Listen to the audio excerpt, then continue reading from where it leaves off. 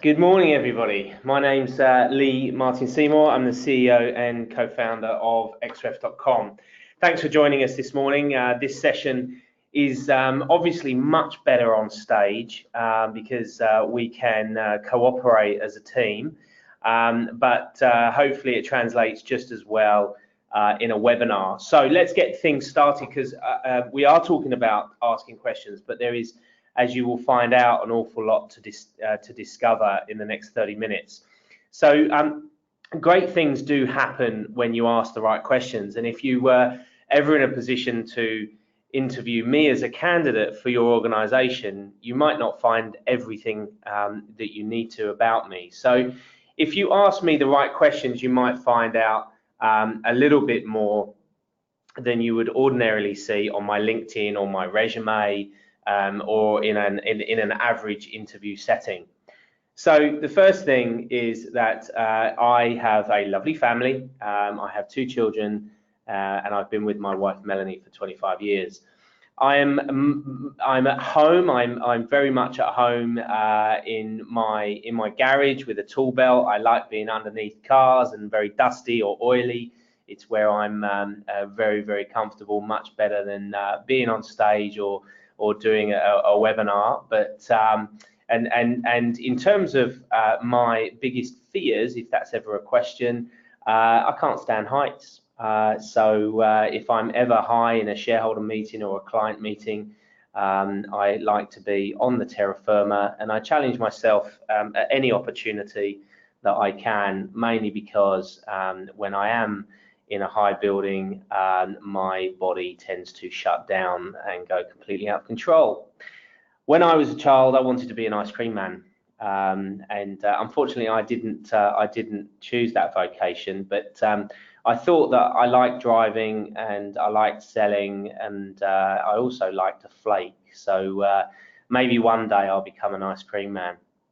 And despite being a CEO of a publicly listed company right now, my highest ever certificate attained is a 25-meter swimming certificate. So if you find yourself drowning, as long as you're not more than 25 meters from shore, I'm your man.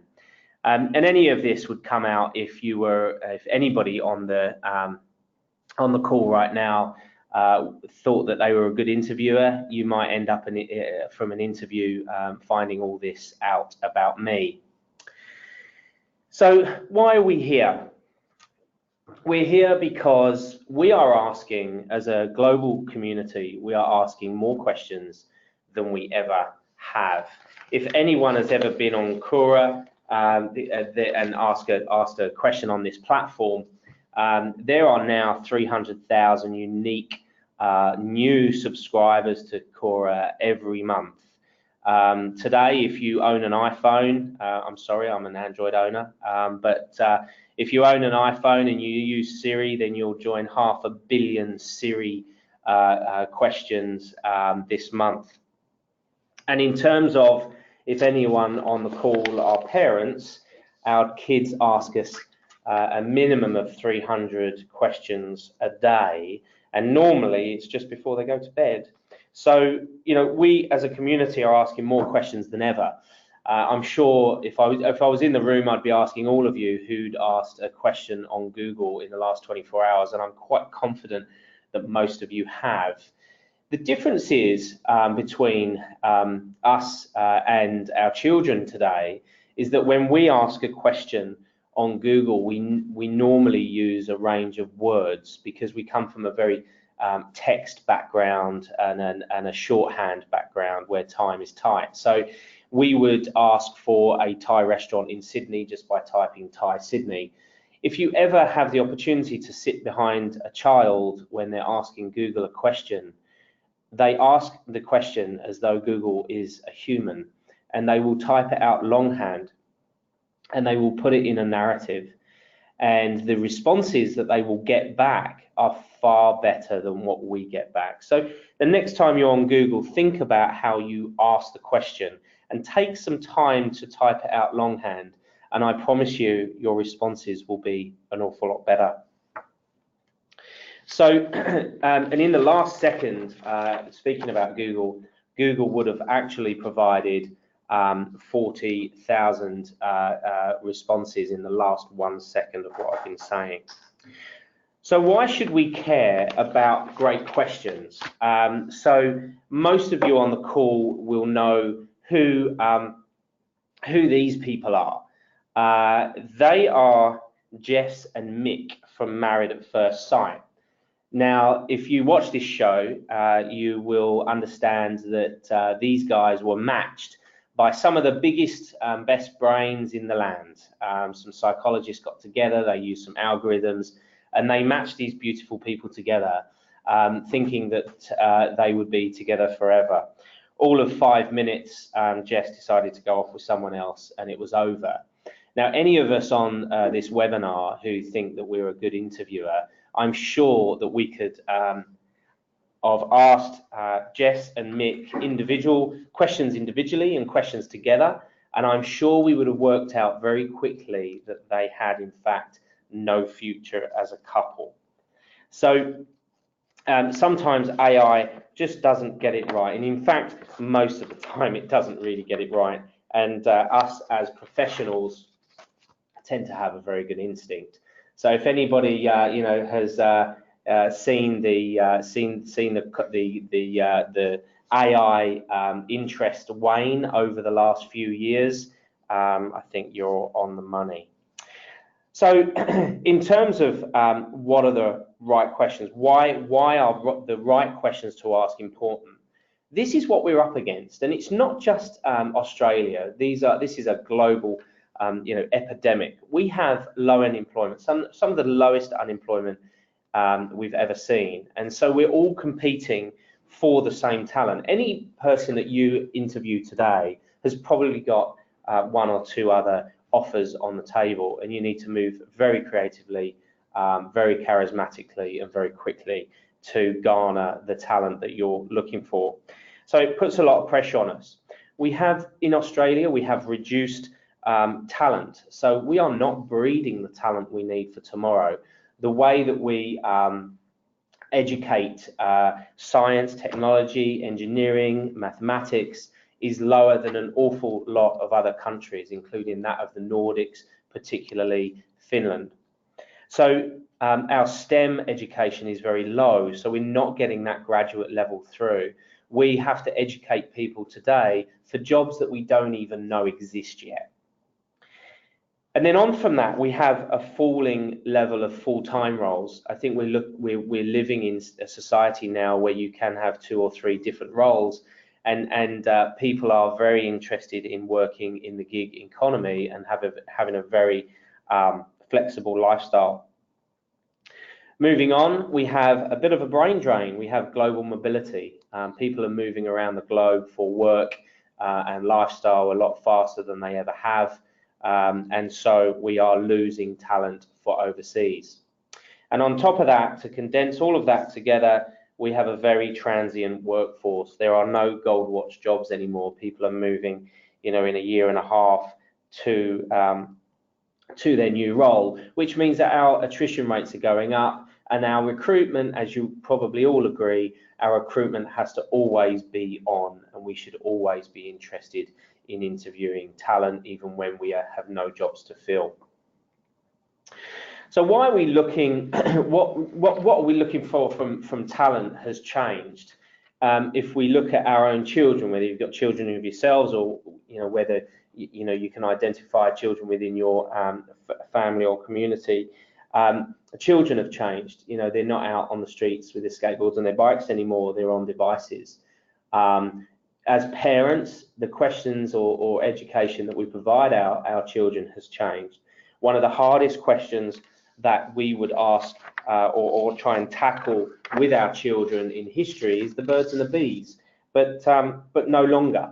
You know, now the biggest issue that we need to solve with our children is screen time and device management.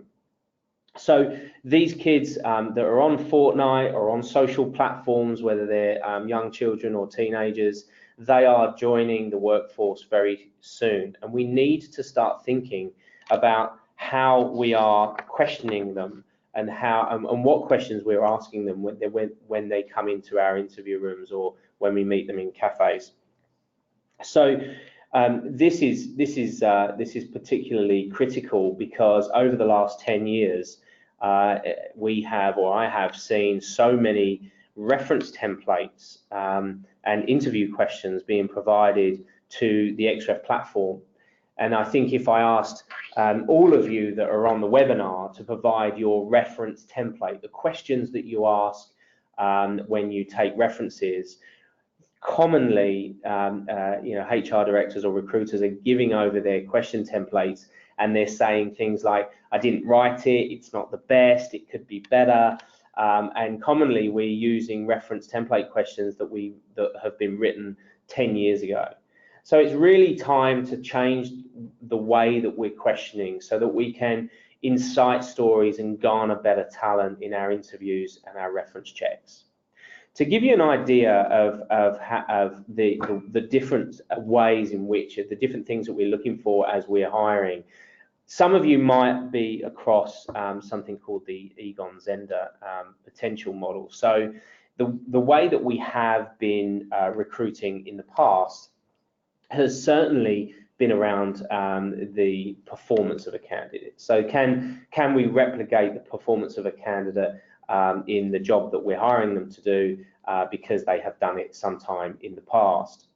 Currently, we are hiring for readiness. So we are interested in the fit between the role requirements and the current state. We need them to start Monday, and we need them to do the job that we're hiring them to do.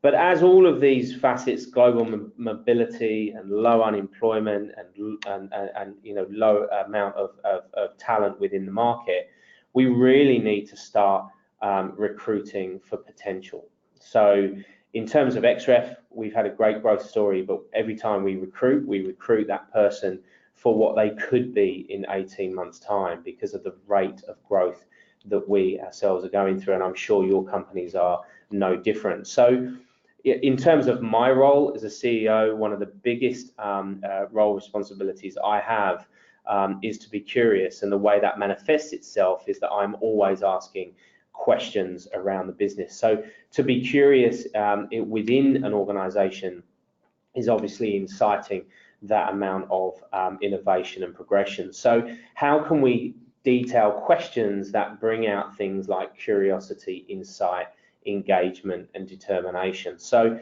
think about when you next interview or take a reference report, whether you are in fact interviewing for readiness or if you're interviewing for potential. Now this is an interesting one, and when we ask questions of candidates, or I like no better than to sit in a cafe and have a Q&A with a candidate about their journey and swap stories. So in terms of storytelling and in terms of asking questions, we can get yes or no answers, but in terms of storytelling, if you strip the human race bare without anything that we know today and went back 1,000 years, storytelling is our lifeblood, it's our DNA. The human race has both a determination to tell a story and an appetite to hear one. And I think as interviewers and as reference collectors, as just simple human beings, I think our ability to tell and listen to a story is really, really important when we're talking about the value of asking the right questions. And if you ever meet anyone, whether they're a child or an adult, whether they're a politician or somebody on the street, if you ever hear the words, "Can I tell you a story?" I'd be hard pushed to meet anybody that wouldn't say yes. So try and ask that question when you're in your interviews. We get to see an awful lot of questions within reference templates. And as I mentioned before, are your reference templates the best they could be? Are your interview questions the best they could be? And this is an example of the types of things we see. Are we in fact going to know John's story by simply asking him these very, very straightforward yes/no questions? So I want to first, before we move on, I want to show you 4 different types of questions, and And we're going to raise a poll. So if you have a look at your screens, you're going to see the first poll has just been launched, and it's asking you which of the following 3 reference questions performs the best content in terms of the highest word count. So the results are coming in as we speak. I'm going to start to talk about the result of that question. And we're at the ATC. If anybody was at the ATC event, we asked the same questions, and it was alarming sometimes that maybe we need a little bit of training in this area.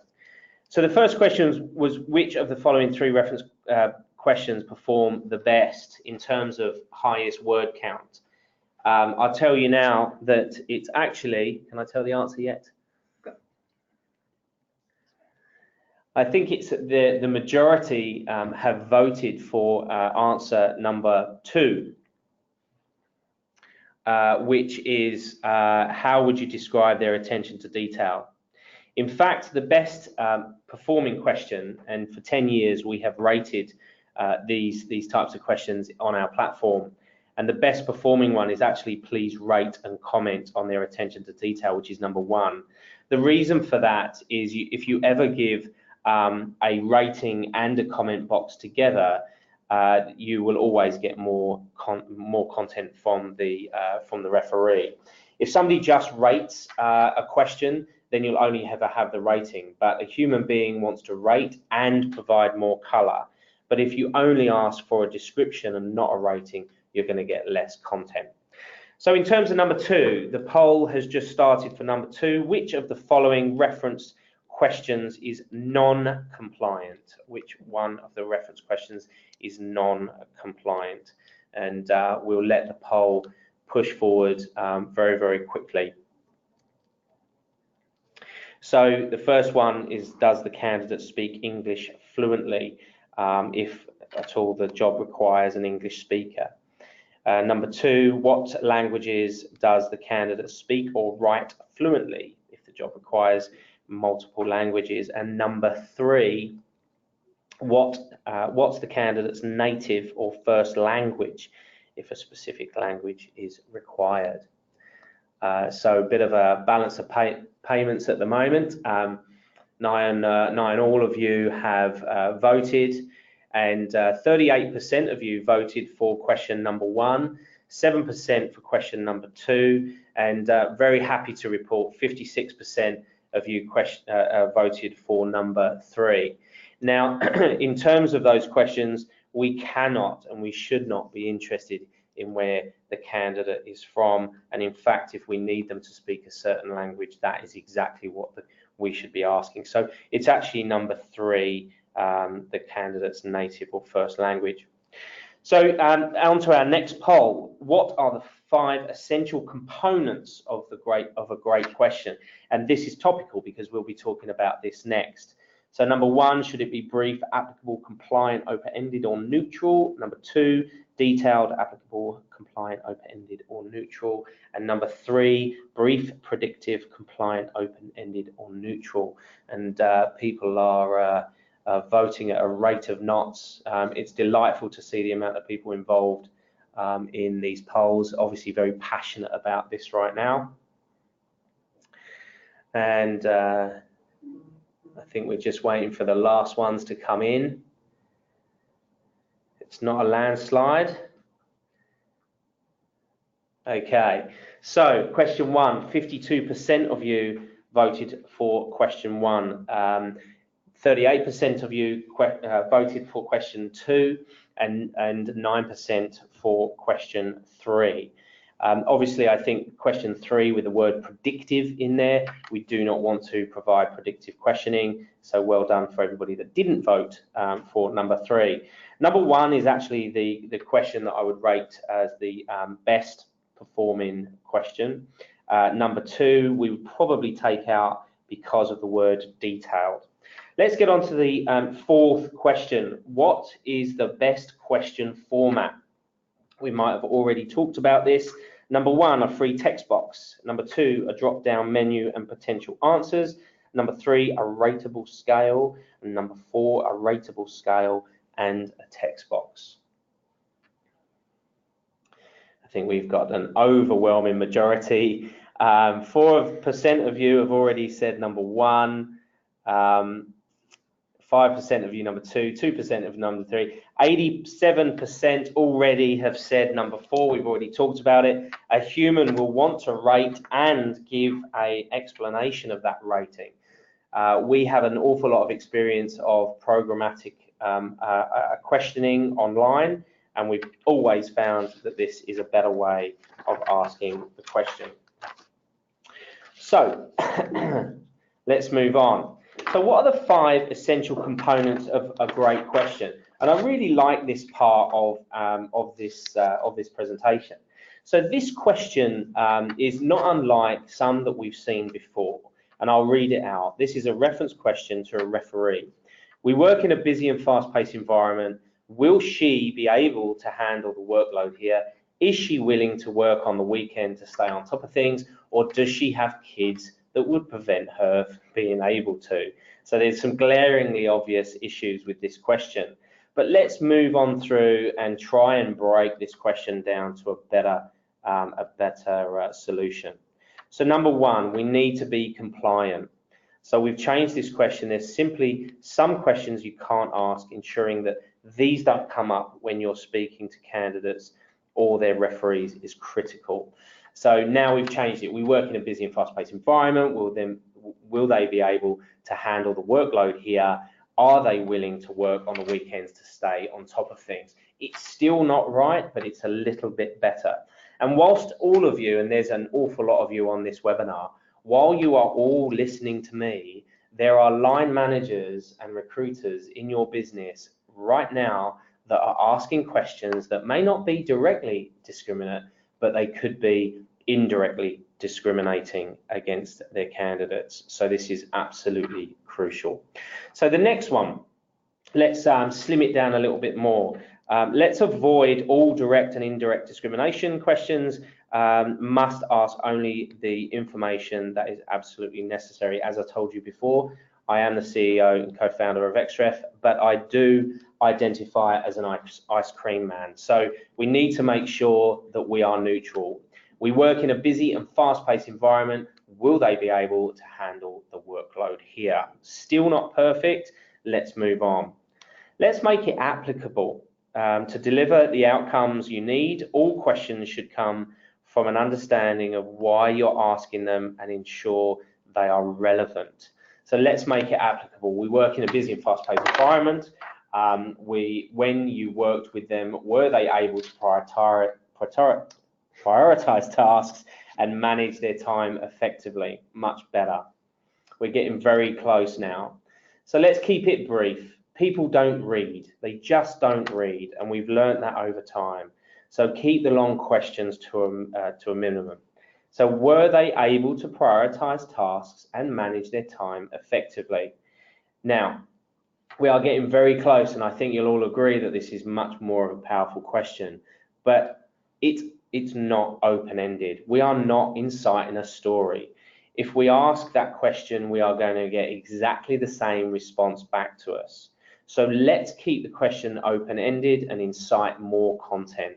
With more content, we can bring that into our algorithms, into our sentiment algorithms, into our content algorithms, and we can give an awful lot more data feedback graphically and move your decision on your candidate from your gut to your head, meaning that you can make more insightful decisions on the hiring of your candidates. So here we are. Tell me about their ability to prioritize tasks and manage their time. We have, in the last 5 changes, made this question far better, and this is a question that outperforms any others.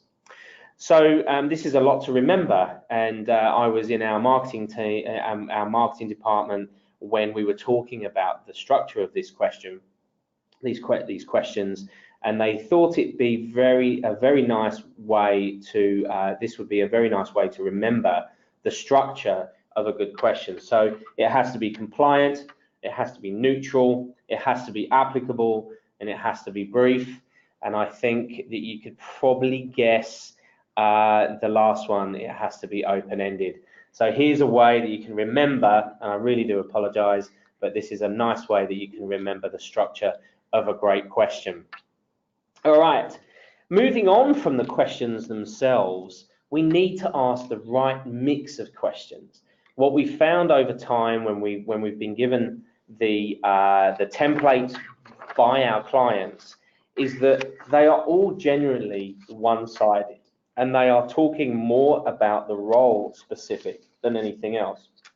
Now, we know that when we take a reference or when we interview, there's some absolutely essential questions that we cannot forget to ask. And there are role specific questions that we always tend to prioritize. But we need to make sure that our questioning is really balanced. We cover the essential questions, absolutely, but we cover as much about the personal attributes of the candidate as we do about the role specific questions. So what is the status quo? And this has bugged me for a very long time. It's probably why I've ended up a co-founder of Xref. I like to build new things. I like to fix broken things, and I am never happy with the status quo. So what is the status quo in terms of the types of questions that we're asking out there at the moment within recruitment and HR? We're asking the wrong questions. I can confirm that. We are unintentionally discriminating. We are asking non-compliant questions. And we are using the wrong combination of questions to ask in an interview or reference checking. We're also asking questions for the wrong reasons, and we are using the same reference template that we always have, knowing that our talent is becoming a lot different than it ever has. So let's introduce you to Xref Template Builder. And when we built the Template Builder, it was because of everything that I've just been talking about. But where did we start? Excuse the fireworks. So we have looked at the last 1 million referees that have provided feedback on our platform to questions in our platform. In fact, 100,000 unique questions. We have garnered 17 million answers to those questions, and we've looked at each one of those questions.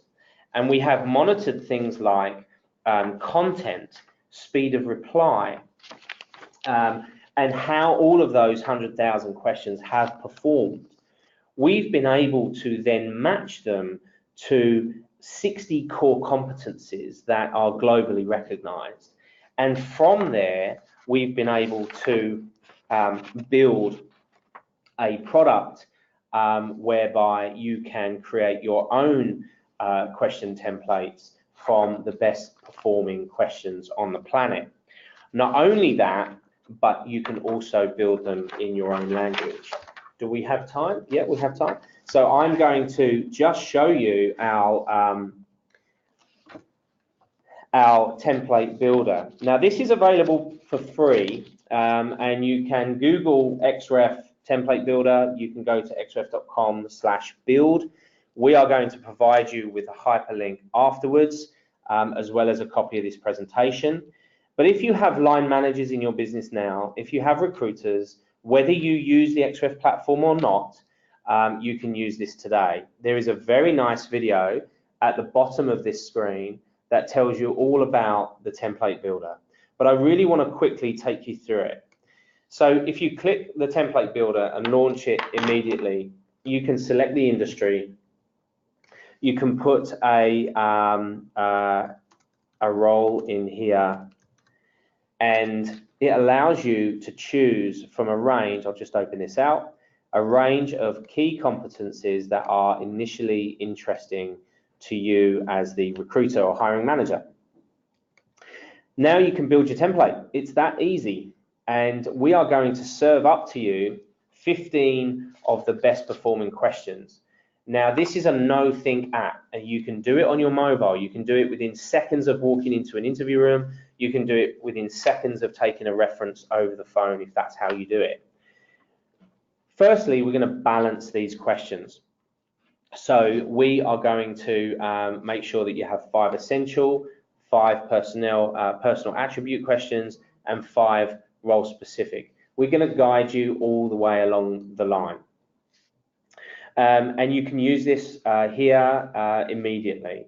If you wanted to edit it, all you need to do is pop in your details in here, and I'm going to show you how, how this is done.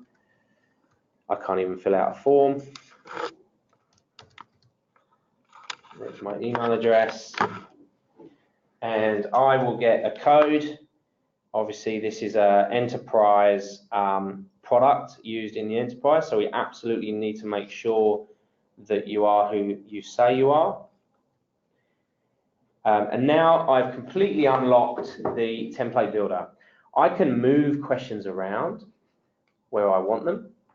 I can search for questions. If I search for a question on attendance, it's going to drop me some questions around attendance. And I can add them to my template. I have access to all of the key competencies down the left-hand side. So if I was interested in attitude, it would drop me an awful lot of questions around attitude. I can pick the relevant one. Now, if I started to delete some questions, I'm going to get an alert down the bottom that is giving me some guidance on, hey, you know, you've deleted these questions, you might not have enough questions, you might have deleted some essential questions, and I can then add them back in. Now, as I said, this is a non-think app.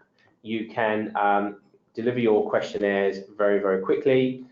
You can keep them balanced, but the most important thing is that you absolutely know that you're in a very compliant environment, and these questions are compliant and they fit within governance in terms of what you can and can't ask.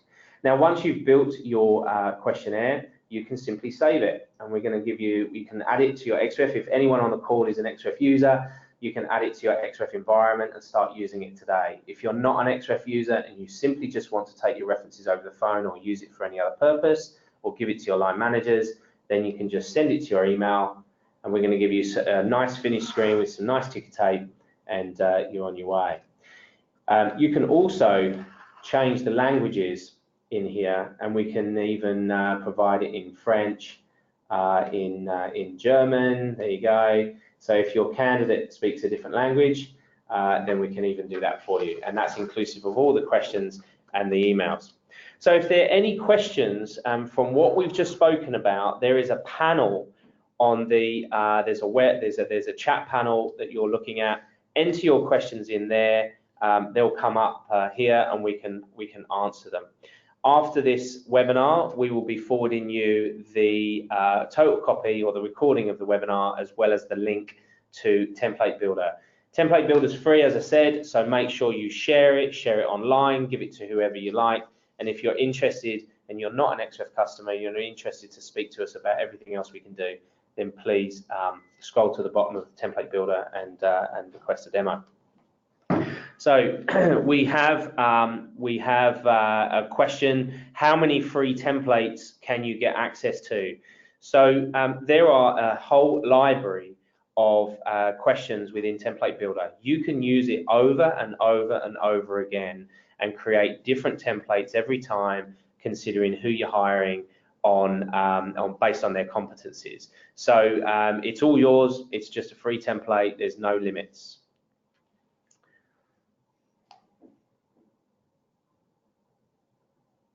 See if we've got any more questions.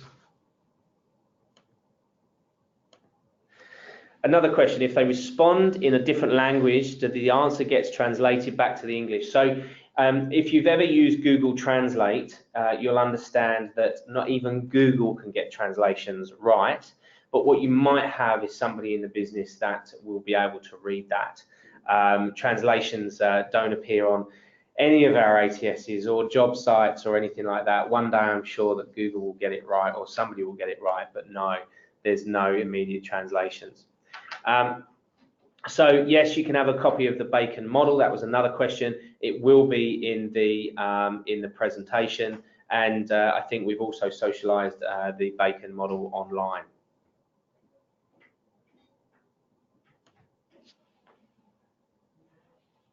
And as I said, we will be sharing this presentation shortly after the webinar. And there's an awful lot of thank yous coming in, so thank you very much for your feedback. It's been an absolute delight to do this for you all this morning, and feel free, I'm sure, check out our event calendar on our website. Come and see us in person the next time we run one of our events in and around Australia or anywhere else. It's been an absolute delight this morning. It's such a great piece of content to share, and please get using Template Builder and let's start asking better questions and tell stories. Thank you very much.